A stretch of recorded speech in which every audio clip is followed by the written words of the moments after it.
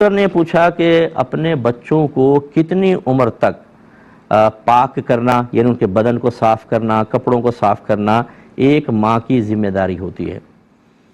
دیکھیں، جو ہم حدیثوں کو دیکھتے ہیں نا، تو اس کی روشنی میں جب بچہ 8ویں سال میں داخل ہو جائے تو بس اس سے پہلے آپ اس کو سب سکھا دیں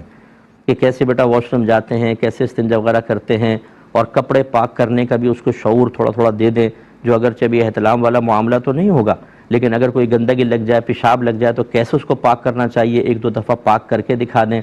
8ویں سال تک۔ کیونکہ رحمت کونین صلی اللہ علیہ وسلم نے ارشاد فرمایا، جب بچہ 7 برس کا ہو جائے، 7 برس کا مطلب 8ویں سال میں داخل ہو جائے، تو اسے نماز کا حکم دو، اور جب 10 برس کا ہو جائے تو اس کو مار کر نماز پڑھاؤ اور اس کا بستر علیحدہ کر دو۔ تو اس کا مطلب ہے کہ 7 سال کے اندر اس کو شعور حاصل ہونا چاہیے، کیونکہ اب نماز کی طرف آئے گا اور نماز کے لیے طہارت شرط ہے، تو اس سے پہلے ماں کو سکھانا چاہیے، یعنی 8ویں سال میں دخول سے پہلے کریں۔ اس کے بعد اتنا بڑا بچہ ہو جاتا ہے کہ اس کو شرم آتی ہے کہ وہ کسی کے سامنے اپنا ستر کھولے، تو اس سے پہلے ماں جو ہے اس کی تربیت کر دے، پھر آپ بری ذمہ ہوں گی۔ لیکن میں ایک صرف سمجھانے کے لیے عرض کر رہا ہوں، یہ کوئی ماں کی ان ذمہ داریوں میں شامل نہیں ہے کہ اگر نہیں کرے گی تو گناہ گار ہوگی۔ چنانچہ اگر آپ نے کوئی ماسی رکھی ہے بچوں کی صفائی وغیرہ کے لیے، وہ کر رہی ہے، تو یہ نہیں ہے کہ ماں کوئی واجب ترک کر رہی ہے۔ ہاں، لیکن چونکہ عموماً اس کے لیے علیحدہ